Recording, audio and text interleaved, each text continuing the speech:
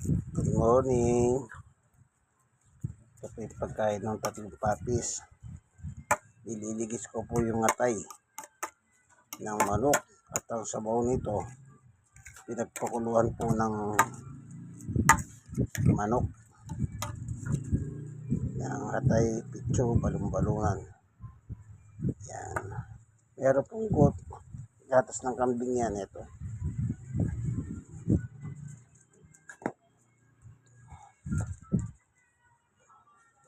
Dadali na natin sa kanila.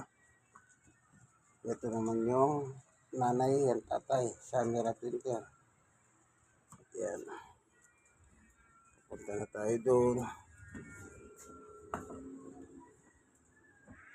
Kakain na po sila. Ayan. Tatlong papis.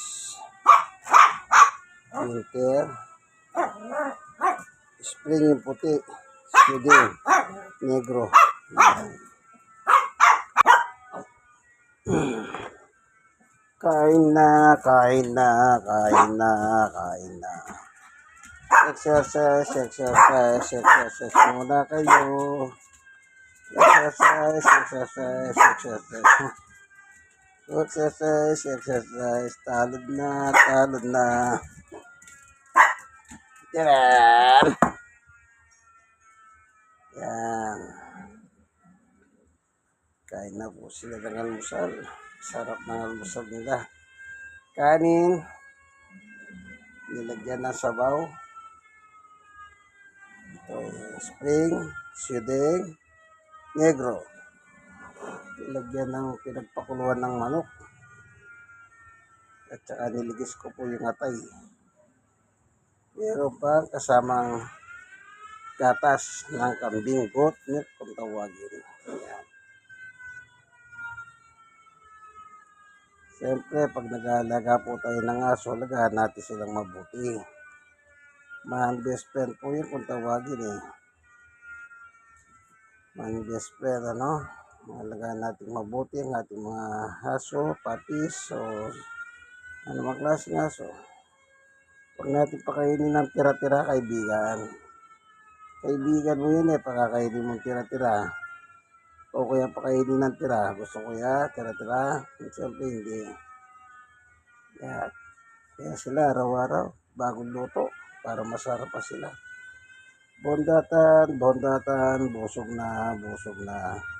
Ubos na, ubos na, tapos na, tapos na. Papakabundat na naman, tapos tatay na naman, magdudumi na naman, aswerte nila.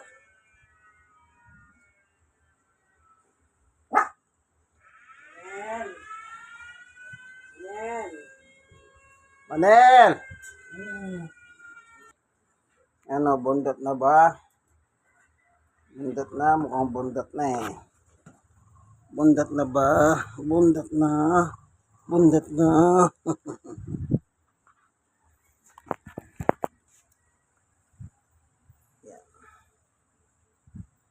Yan. Yan.